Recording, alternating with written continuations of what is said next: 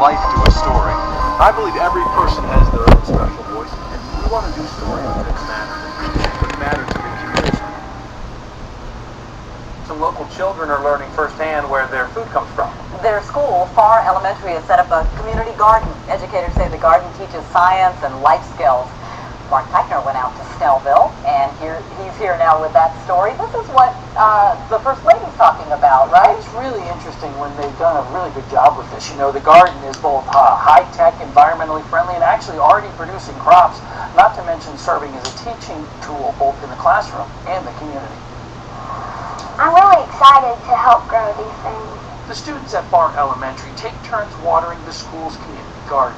Educators at the Snellville school put in the garden over the summer to the surprise of the kids. I thought it was really cool. I didn't know they were going to do this, but when I came back, I just saw it and it was great. The PTA, school leaders, and a local landscape architect all got together to make the garden and its high-tech irrigation method a reality.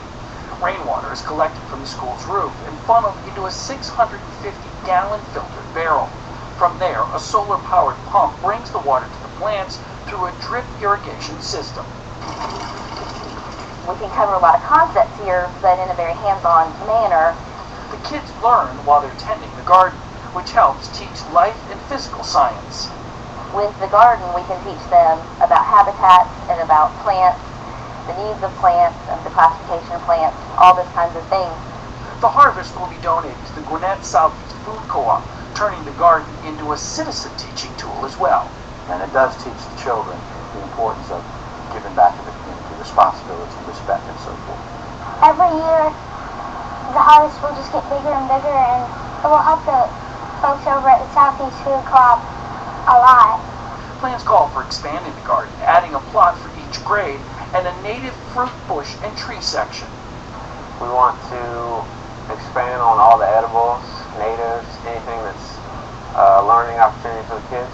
Kids who are excited to leave a legacy long after their time at Pharr comes to an end. I'm hoping to come back here and visit and see how big all the vegetables I've gotten and be like, wow, I started this vegetable garden.